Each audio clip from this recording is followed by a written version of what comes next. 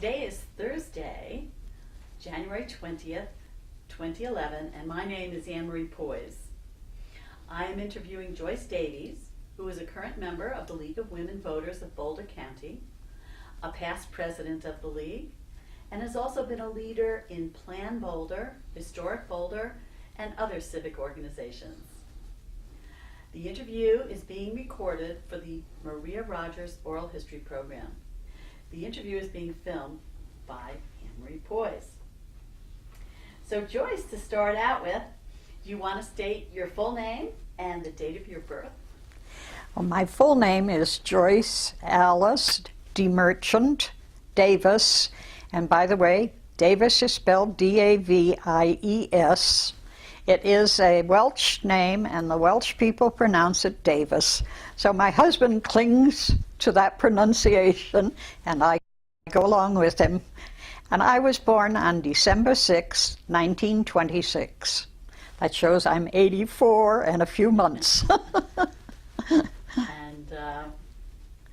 obviously you're in fabulous shape. I'm very glad that you corrected me on that, because everybody I've talked to has said Davies. So we now know that you are Joyce Davis. Well, that's very good, and it's good to say things out loud.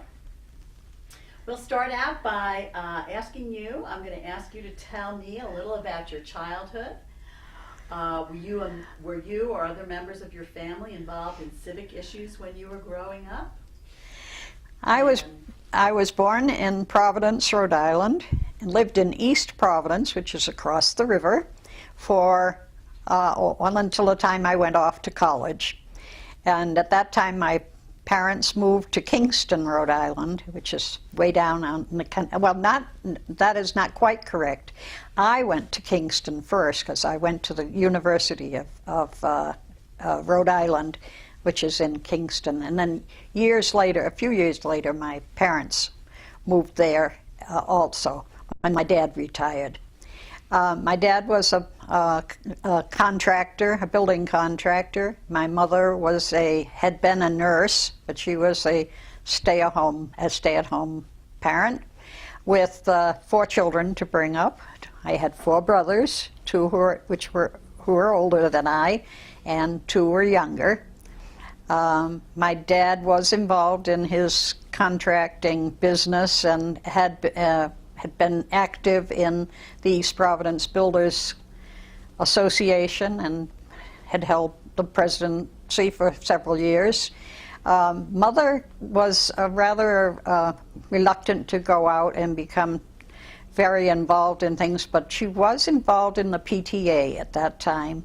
And I think as I look back on it, her involvement in the schools reminds me so much of today, when we're encouraging parents to become involved with schools. And I can see her walking a long distance to the school to be there after and sometimes she was the only mother who would show up.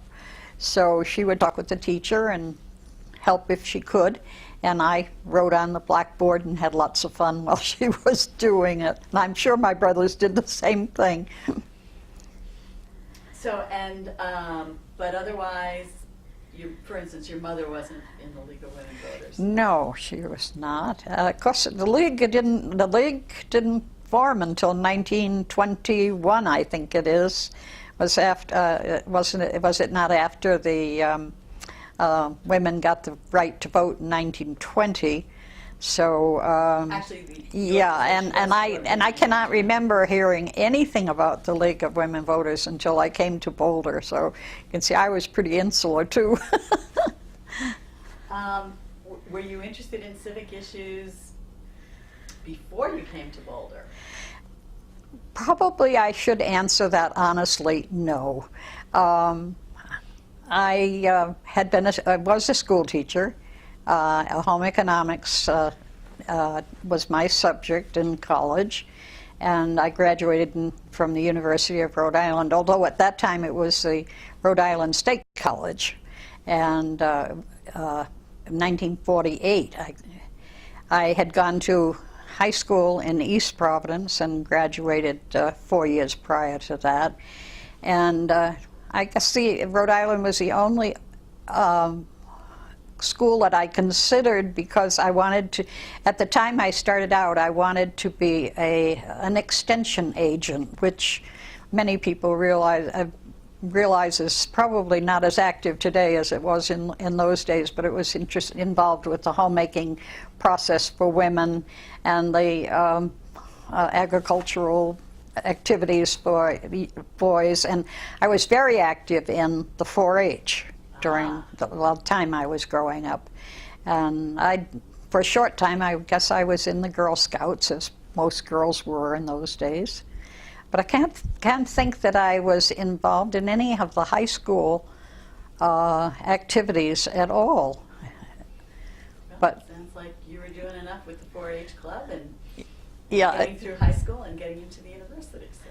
You're probably busy with your family. so it was not until I came to Boulder that I really got active in So- civic affairs. So tell us about your arrival in Boulder and why you came here. Well, I had been teaching first in Connecticut, and then in Maine, and then I went back to Rhode Island, and I was teaching in Rhode Island when I met my husband, Ken, and he was teaching at Brown University. I was teaching in Providence, and at that time we seemed to hit it off very well, and wasn't long. It was only 2 years till we were married, and during that time he decided that he was going to come out here to Boulder to work for the National Bureau of Standards, which has now gone through many name changes since then. And what year was that? We came out in 1958. I had been teaching for 10 years, and I was happy to give it up, become a full-time homemaker. And Ken's friends here in Boulder were all activists, and I think that that was why I became involved right away, quick. One of Ken's friends was Walter Orr Roberts, and so Janet sort of took me under her wing and introduced me to the League of Women Voters, and that was the first organization. And we came in July, and I was involved by September when they had their first fall meeting. My goodness, they really made sure that they brought those members in, huh? Well, Janet was a very good recruiter. Now, when you first arrived, and so you meet people that were very civic-minded, and they pulled you right in, and you also really enjoyed that too, found that you enjoyed it. What was Boulder like, from the League of Women Voters perspective? What were the issues back then? Well, as I recall, our first home for 6 months was in the area behind the Bureau of Standards, the south of Baseline and west of Broadway, and we rented a friend's home while he was on a sabbatical leave, and then while he was gone, we did find a house up on Balsam Drive, which is in the northern part of Boulder, probably the outskirts, almost the outskirts at that time. And it was a very quiet, small neighborhood. Most of the houses were so small that today they've been scraped and big houses put in their place, which does make me cry. But it was beginning to be a very active community, and perhaps it was before I arrived, but I had not been aware of it, of the civic involvement that so many people had in Boulder, and I think it's a very distinctive community for that, and that alone has made it stand out for me. And we've lived in several places since then for a short time. and I've never have known a community that's as active as this. But at that time, it was very quiet. 28th Street was just being paved, and there wasn't very much to the east of that. As I say, our home on Balsam Drive was really on the edge of the north part of Boulder, and it did go as Martin Park was being built, and it was really beginning to have activities that were, well, one of the things that we noticed right away quick was, because when we were first came, we spent 3 weeks living at the James Hotel downtown while we were waiting for our friend to vacate his house so we could stay there. And the James Hotel was downtown, and we had to eat out for all of our meals. And we could count the number of restaurants on one hand. Goodness. And so we did find that restaurants were not they were all few and far between. But that's one thing that has changed for the better since the beginning. Oh my goodness, yes. Well, when you got involved in the league in 1958, what were some of the issues or challenges that the league was taking on? Well, it was just at the beginning of the open space talk. The league itself had been involved in a number of issues. First of all, when it first formed, it was interested in Know Your Town. And they studied the administration, the finances. As a league well does, it goes into the background of all of the issues that they take on. And Know Your Town was, I think, one of the very first things. And then it became Know Your Schools. And that was in the late 50s and 60s that we were very much involved in the school issues.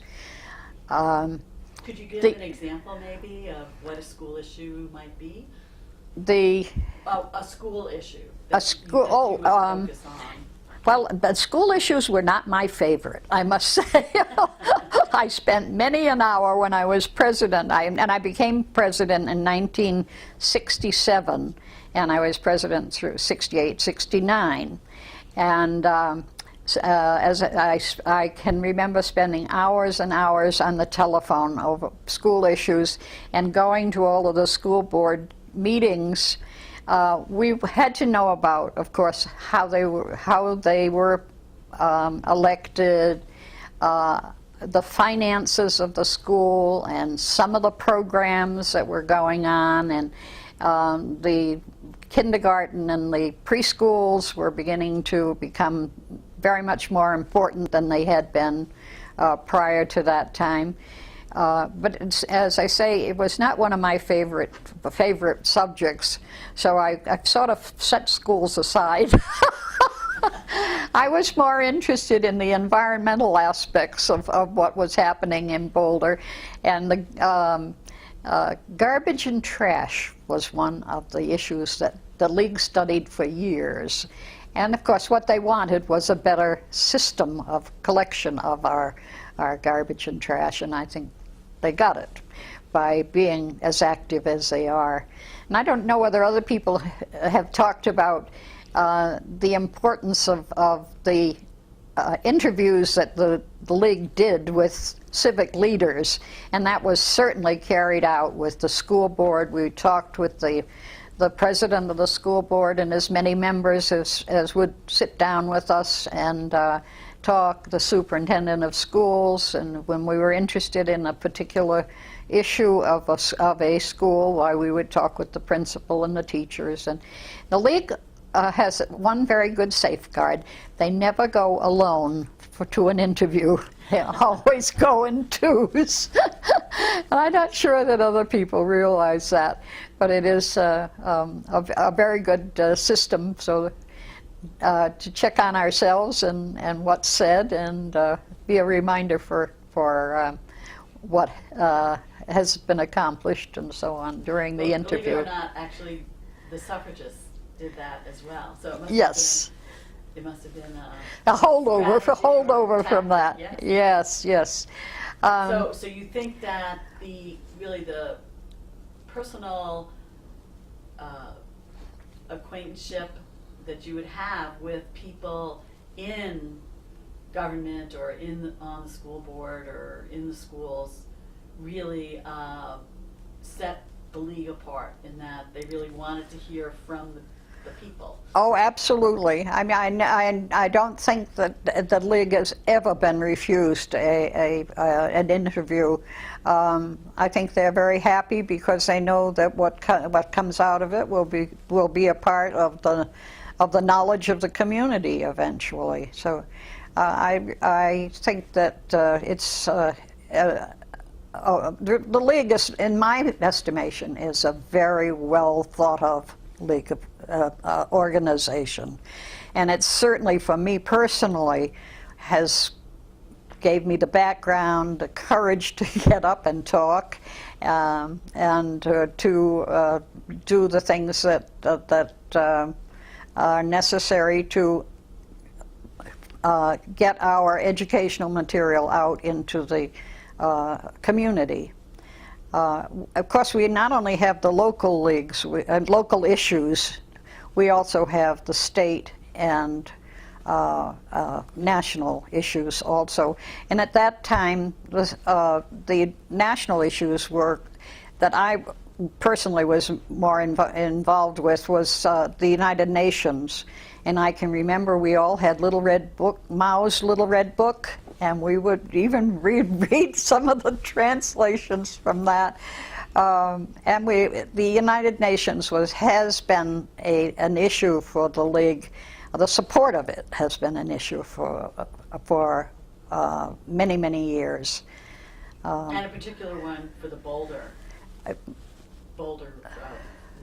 Yeah. Well, each league has to do the national. If they belong to and they do belong to a national organization as well as the state, and they have to study the issues that the national and the state put out. And although you study them, but do you actually have to put your energy there, or do you get to choose where you do the action? Or? I suppose one could say we chose to do the action, but if there's action, it comes through consensus, of course. The league has to have a consensus, and on the national it would have to be throughout the nation. And that is usually formed at the convention. And I did go to the national convention in would have been 1968 or 9, and one of the vice president, who was Edna Zimmerer at that time, she lives in Longmont now. The two of us went to Chicago and had a wonderful time at the national convention. We also attended the state conventions, and they're held in any part of the state of Colorado where they wish to, from year to year, a different place. And the year that I went as a delegate was in Colorado Springs, and it was held at the Broadmoor. And I think that's the only time I've stayed at the Broadmoor, which was a delight. Beautiful hotel. Yes. The state issues that we were involved with were more. I have to refer to these booklets because in 50 years I've forgotten a lot. Financial responsibilities for governmental service, air pollution control, structure of state government, water, local government, and children's laws. And that, I'm glad that I read that about the children's laws, because that was very important to the Boulder League. And we spent a lot of time. We had some women who were just absolutely top-notch knowledge about the things that were going on in the state concerning children's the abuse of children, as well as the schooling for children, and the special needs and all the rest of that. So some of the women were just absolutely the best. And with the 1960s, there were, of course, a lot of reforms in some of these areas. So. That's very true. Very true. Yeah. When I picked up these booklets from a friend who is Gwen Ball, and maybe somebody else has talked about Gwen, who is she's a 54-year member of the League of Women Voters, but she always seemed to avoid being a president. She held about every office there was except that, and I've always regretted that she didn't step up to the plate, because she could very well have done it. But she kept all of the League hand books and so on, and so she very kindly gave them to me to look at, they were helpful, because, as I say, although I've been in the leagues for 52 years, it's been a long time, and my memory is not as good as it used to be. Well, now, in the 60s, you did become president, which after, just about, 10 years of being in the league, they chose you as their leader. Could you tell us a little bit about being president and what that entailed and what that meant for you to be president? Well, it was very exciting, and I think I mentioned that I always have felt that the League has been the real background for me to become a good citizen. During the years 68, 67, 68, 69, we were also involved with the open space programs, and that is really where my heart has found its niche. As I mentioned, schools were not doing it, but open space and the Greenbelt program were very close to my heart, and have remained so. And then, of course, eventually I did become involved with Historic Boulder. But going back to being the president of the League, it was a position that that required a lot of time, a lot of attention but I met so many wonderfully capable, intellectually prominent people in Boulder, and I must say, my friends of today are the women that I met in the League of Women Voters. As I mentioned, Janet Roberts took me to my first League meeting and led me on from there. Ruth Correll was a good friend. And in these booklets, which reminded me that we at that time were not Ruth Correll, she was Mrs. Malcolm Correll, Mrs. Walter Orr Roberts, Mrs. Kenneth Davis. And in these booklets, that's the way we are listed. I was not Joyce Davis, president of the League of Women Voters. I was Mrs. Kenneth Davis. That probably changed in the 1970s. It did. In 1970, exactly, the last booklet that I've got here, we finally got Joyce Davis with Mrs. Kenneth after it. And I have a little story. When I was active in Historic Boulder, we sent out letters to people asking them to renew their membership. And one of the letters all went out that time as Ms. M.S., Ms. so-and-so and so-and-so. And one lady wrote back, and she was so incensed. She said, "I will not join the Historic Boulder again because you've left out my husband." woman's name. I am Mrs. something or other. Can't remember who she was, but it did make me chuckle at the time because we were all sort of on the edge of should we or shouldn't we be using Ms. But we certainly have come to accept that over the years. And I do think that it's nice that we're known by our first names at this point in time. As I also mentioned, having gone to national convention as a delegate and to the state conventions, and it was a very, very busy time.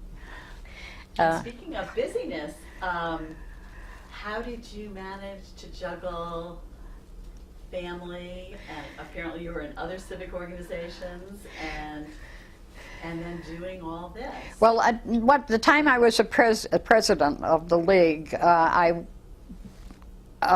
probably 68. I would really not involved in anything else very much.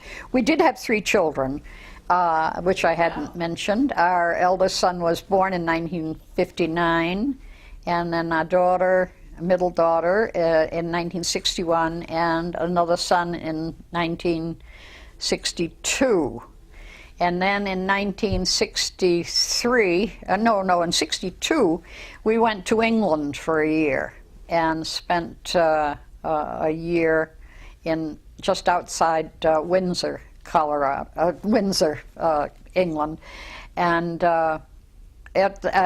it was pretty hard with 3 babies because essentially... I was going to say, going across the Atlantic with 3 babies, oh my goodness. Yes, we went. Up household there. We went by ship, and we had 2 that couldn't walk because Kenny was just a month old when we left. Oh my goodness. And Elizabeth was, she was 13 months, 14 months, and she didn't walk until she was 18 months, and our first son didn't walk until he was 19 months. Russell, he was 3 at the time we left, so it was a handful, but we had a wonderful year, and we've never regretted taking the opportunity to go.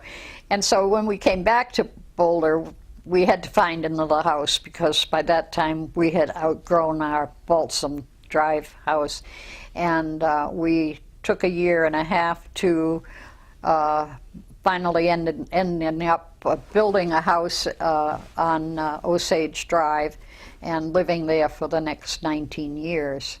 So we were well established in that house by the time I became president of the league. And during those years, I was just, I think I was anything but president, secretary. I never wanted to take notes of meetings. I always like to participate. So if you're a secretary, you have to listen. A lot of time listening, right? And write and listen. But I did do voter service, and I did other jobs for the league, and then became president after Virginia Boucher, who unfortunately you're not going to be able to interview because she died 2 or 3 months ago. And I'm sorry, I've got the wrong group. Virginia Braddock was the president, and so during that time it was a juggle with the kids, but they seem to have handled it very well. You obviously had lots of energy.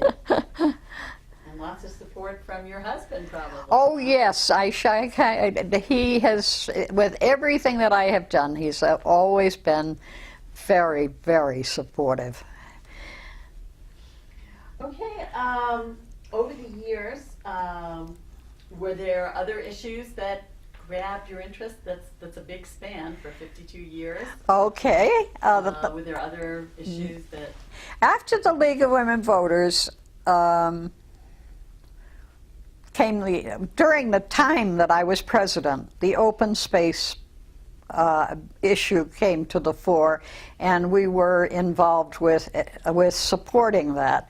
The league had... And that involved voting, citizens voting? Yes, but urging them to vote for it.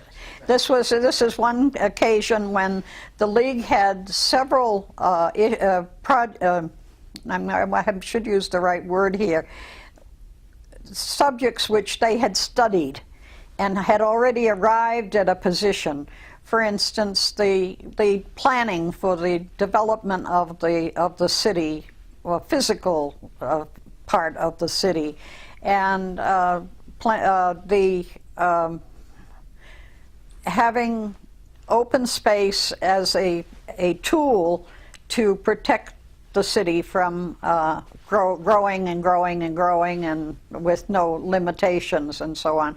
So the League had these positions already in place, and the open space, they determined through the usual consensus project that they could support that particular issue. And I personally became interested in it, and the mayor at that time was Robert Connect, and he appointed me to the first Greenbelts board, advisory board. And there were two citizens and one council member. The other citizen who was on the board besides me was Ed Wolf. And Ken Wright was the the city council member who was on the board. And then the rest of the advisory board was made up of the heads of the departments in the city structure. And that was 2 or 3 years appointment, and then it was decided that instead of a Greenbelts program, what they needed was to put it into the city charter so that there was no question about what was going to happen to the open space program, and then they got the Board of Trustees, which remains today. So that was that really caught me into other lines of interest, and I became an environmentalist. And of course at that time we also were involved in slowing the growth of Boulder and Boulder County, because it seemed to be just growing leaps and bounds, and with little thought to the water resources that we would have, to the transportation issues that were occurring, and to also at that beginning older buildings being torn down so that you could put a new building there, meaning a bigger, taller building. And so first of all it was PLAN-Boulder, and I became very involved with them, and served as president for a term, and my husband also has served as president of PLAN-Boulder. And then it became, I suddenly realized I loved old things. And I tell my friends today I love old things, including people, because they all have aged along with me. Anyway, the fact that we were losing our heritage of the built environment was terribly important to me at that time. And I just have to say that the lead people in this were really Prissy and Bob Bowron, who were actually saving houses on Pine Street and Spruce Street, and some of those are they were directly responsible for their being saved. But we just came to the conclusion that if you can't save them one building at a time, you have to have a mechanism to do it correctly. And that was when we decided that Historic Boulder had to be formed.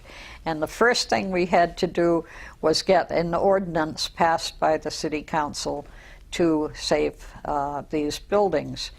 And now we have a very fine landmarks ordinance, which allows us to decide whether a building is worthy of landmarking and being saved. And I think that that's been one of the accomplishments that I have really enjoyed over the years. I was first president of Historic Boulder, and then I was president just a few years ago. I said they recycled me. It came to over the years, the slow growth took somewhat of a pressure off the outlying districts of Boulder, at least. But I don't know, but what we're losing the battle now with all of the growth that we're seeing. So I'm wondering if it's time again to think about zero population growth and a few of the other expressions that we used at the time. And of course the League was also involved with these issues. Every one of these issues they were studying.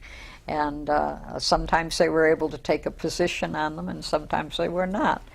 But I don't think there has been a real issue in Boulder that the League hasn't, in some time or other, been involved in tackling it, along with other groups in town. So it has really cast its civic eye on the whole landscape of possibilities here, so that they're really rooted in every kind of community issue. Yes. One of the other issues that I don't think the League ever was able to take a position on this, but we in PLAN-Boulder were involved very heavily, and that was the height limitation, which remains today a controversial issue for some people. But that was Ruth Wright, whose baby that was women, huh? yes.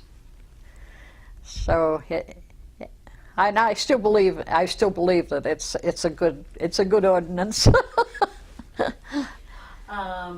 You talked a little bit. I was going to kind of look for a few minutes now, maybe at the internal workings of the League, and you can tell me something about, how the League operates, how you bring in members, how you keep members, what the decision-making process is. Yes, the League does have a board of directors. I don't think we quite call them the board of directors, but maybe that is the proper expression. And with all of the officers and the meeting, the committees who have chairpersons also serve on this board. And they meet once a month and make the decisions as to how the League will, what the League will put forward as programs and so on. And the membership itself meets in units, which are sometimes called cells in other community, in other if you want to be a little facetious about it, but units meetings are normally in homes, now occasionally in a restaurant when it comes to an evening meeting, and we discuss freely anything that the topic of the day, and those topics are chosen each year for the following year, and I believe keeping membership is always a tricky thing for an organization like the League, which believes that women can do what they want to do, as far as if they care to stay home and be full-time mothers, that's wonderful. If they want and need to go out and be a wage earner for the family, they can do that too, and of course that means that their time resource, at least, is limited, and so I think we have lost some members because of that. They just don't have the time to do it. And sometimes they join the League and they will be active for a few years, and then they will drop out and then come back as their time is freed up later in their lives. Then there are, I don't know how many are 50-year members, but there are a lot of them. in Wow. Boulder. Those of us who came to Boulder when it was growing first have stayed with the organization. The actual workload can be what you make of it. You can just go to a meeting if you want to. You can then join a committee and work actively to get that particular issue studied and brought to consensus, and then it becomes a part of the program for the future to base our action on. The League never endorses a candidate. They do endorse issues. If you are a member of the board of the League of Women Voters, you are not allowed to support a candidate vocally. You can do what you like quietly, and you are. No one takes away your freedom to be a good citizen. But we try very hard to be as nonpartisan as we can be as an organization, and I think that they do that very well. I noticed it's probably a challenge, but it is part of, I think, part of the reputation of the League is tied up in their nonpartisan. Absolutely. It was a long time before men were allowed into the League of Women Voters, and I noticed in one of these booklets that Gwen lent me that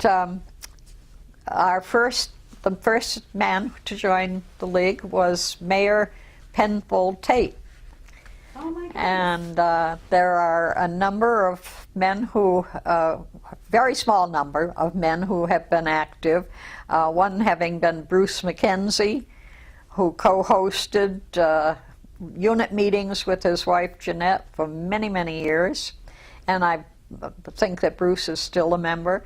Carla Nuda has been a member for a long time. His wife I've seen his name. His wife was very active and was a past president of the League, and my own husband joined many years ago, and said that he really honors the League for its hard work and its good, thoughtful presentation of information. And of course, it's really known for its voter service. I think that people are more aware of the League just before an election because they come out with the pros and the cons of the issues which are on the ballot, whether they be state issues or local issues.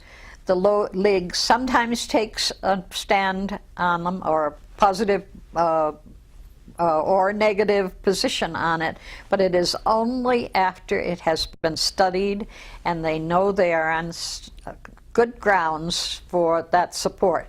But many of the issues we don't have a position on, and we give both sides, and we do that too, we give both sides on the issues that we are taking a stand on also, so that people can rely on the League for this. Now here at Frazier Meadows, where I live, I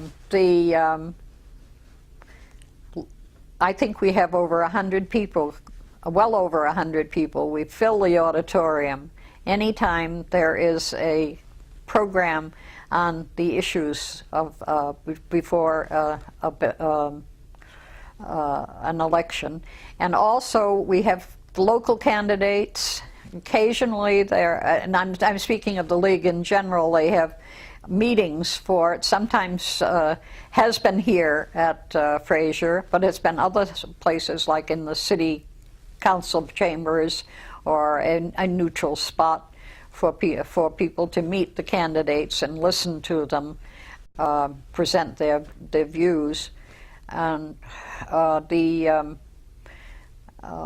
we have used to try to have our local representatives to the national and state come and talk. It's been a little harder to get them lately as more difficult than was years ago. I think it's because people are so busy today, and there's so many organizations who want to hear the candidates. But if the league puts on a candidates meeting, they do it very well. And I think it's well accepted. Yes. One of the things that you've touched upon a number of times are some of the women and the impact on then their participation in politics or in civic life, and how important that was for you. I'm wondering, do you think the league is, and some people have said this, that the league is kind of a place that prepared women, particularly maybe in the 50s, 60s, 70s, prepared women for politics? Oh, I absolutely think that they do. Janet Roberts and Ruth Correll, of course, being the two prime examples, but we have had so many of the city council women who were former members, Annette Anderson, and right at the moment, Casey Becker, who is on the city council, Wow, okay. is a League of Women Voters member. Ruth Wright, who was always tremendously expert in water issues and water, of course, has been one of the League's constant program items. And she often gave programs here, and eventually she did become a representative to the state legislature. And I know there must be many of the league members went on to do real political offices. I don't know whether. Sometimes I forget about what names I should be giving you, because it is important to remember that these people did really get their training. Is Maggie Markey? Oh, Maggie Markey was very definitely, yes. And and if they weren't on the city council, which of course is the highest place they can serve in the city, they were on the planning board. For instance, I was on the appointed to the planning board, which I'd forgotten about till this minute. But and there were a number of the women who have started there and then gone on to city council. And they were on the county health board. Maggie Markey was a commissioner, and there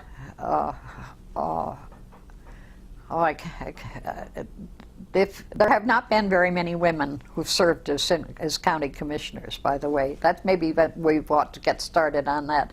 1 out of the 3, but never more than 1. We've never had, but we have had a majority of women on the city council, which is interesting, I think, to look back on. Actually, probably pretty remarkable in most areas. Yeah. So Boulder has a good maybe track record on women's participation.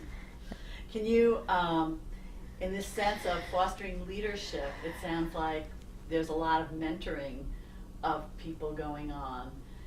Can you think about ways that you have been mentored, or that you have observed other people being mentored? And well, I would say that, because having known Janet Roberts from the time I came to Boulder, I was always impressed by her command of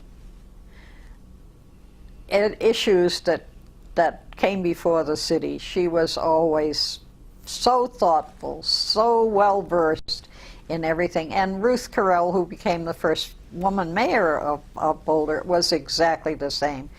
And I'm sure both of them would have given the League of Women Voters credit, because they stayed in the League and were active in the League right through their entire lives.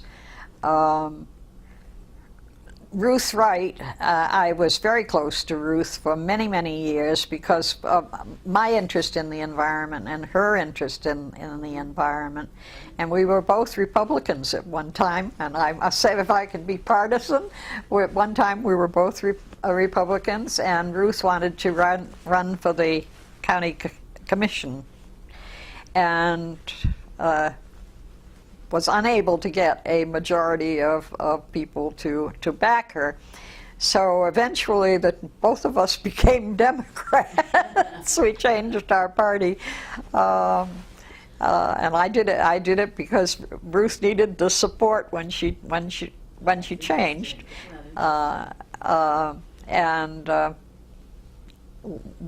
Ken and I have spent a number of years overseas. In addition to our year in England, we also had a year in Australia during, and right where all the floods are taking place right now. And we keep wondering if we'd lived 6 months in one house and then 6 months in another house, and we keep wondering if they are now underwater in the 2011 floods. What took me off on that angle, I've sort of lost track here. Can you put me? Was just how you were either mentored. Yes, and I was thinking. You mentored people. Yes. Too, and I really was thinking of Ruth Wright as being the person that I probably learned more about how to become a part of a group to move forward on issues and how to do it than I did from anyone else. She was really spectacular in that way. She was a lawyer, of course, and she knew how to use words and how to express herself so well. That was true of all the women that I know. I shouldn't just pick out Ruth because the other women who've gone on to be successful, Sally Martin and those, so many of them were just that. They were wonderful communicators. Well, it sounds like the League also even gives the average woman a chance to become a good communicator. Absolutely. Through the whole process of getting in on the studying and developing ideas and having to express those ideas and then coming to a decision for action. I should not forget two women who were very influential in my life, and that was Grace Osgood, who was a single lady who came to Boulder just about the time we did, maybe a year or two after, and she had started a league in Massachusetts, and she brought all of her love for history and for politics to Boulder, and her friend and companion Dorothy Hill had been an early suffragist, and she also, they became immediately involved in the human resources part of the League's programs. And now that I look back at it, that was, for years we studied the immigration problems, and they are so important again today. And this was the two of them were so involved with helping people who came to the area for being workers in the either the mines. So I was thinking of the in Lyons, the quarries in Lyons, and also the people who were out doing the agricultural work, and that was a big part of the League's program for several years, and they were So the League, absolute. I mean, you talk about being very thorough about all aspects of really community life. That's right. Comes through. Yeah, yes, absolutely. So they were people who came with a prior commitment to the league. Yes. The voters, and then they brought That's that. right. Yes. They fit right into Boulder, Boulder's league. Mhm. Anyone else that? Well, when I was looking at the list of women who had participated in were officers during the late 60s and 70s, and they were all women who was continued in Boulder's development. I just it's amazing. It's amazing. But those are the ones that I really stand out in my memory. Okay, we're getting towards the end of the tape here, and I'm wondering if we can take a little time now and change the tape and get to a couple of more topics before we wind down the interview. Well, Would that be okay? If you think that I have more to say. Okay, so we'll stop tape A here. Working since I've been married was with Historic Boulder, and they paid so little that they were embarrassed to call it pay. But it was combined with the Longmont and out other areas, Louisville, Lafayette, and so on, and it certainly seems to have worked out very well. So the growth of the league in that sense has been very good. Was that in a way to strengthen the membership? I think so. I think that's probably why it was, because the membership of the league has either remained constant over many, many years, or has gone down slightly, and as perhaps it will return to a bigger number. But I think that it was because of there's a lot of hours goes into the planning for league meetings. And I'm sure that the women who are involved in that today just need the reinforcement of other communities too, so that we're not talking alone. Good. In terms of what did I want to say? Oh, how have you changed because of the league, do you think? Oh, 52 years. I'm a much more interesting person now than I used to be. I'm sure that before I met Ken and the wider world became open to me, I was a pretty insular New Englander, shall we say, with all of the traits of a New Englander. But I have learned through our travels mainly that the government here in Boulder is not typical of the United States. It certainly isn't typical of the world. It's a very unique community, but I've learned to love government and learning about governments and concern for the people of the world, and I'm sure that actually it has been the league that made me aware of all of these things. So it is really a very strong part of it is just the education of your own members. Absolutely. As well as the work you do in the community. Yes. It's really a mutually reinforcing Yeah. system. Well, I would wind up by asking you if you had any personal stories or anecdotes about the league that you would like to share. Oh, golly. I'm sure that if I had to think back about anecdotes, I guess it's just the friendships that I've made have been more than important in my life. I cannot imagine living in Boulder without my Boulder League friends. And now that we're here, at my ancient age of 84, we have a very active unit at Frazier Meadows. in which probably we get anywhere from 12 to 16, 20 members every time there is a unit meeting. And of these women, some I had never met because they had come to Frazier from other parts of the country, but we all have just been a wonderful community of interesting women, always the who are attracted to the League of Women Voters are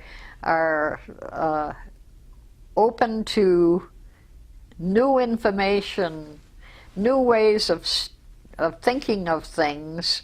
They're just the most wonderful people that you can imagine. And there are a few men here who also come to the League, whether they are members or not. They like to come to the unit meetings because we do study things that they are interested in also. Well, that's wonderful. So, is there anything else that you'd like to add? It sounds like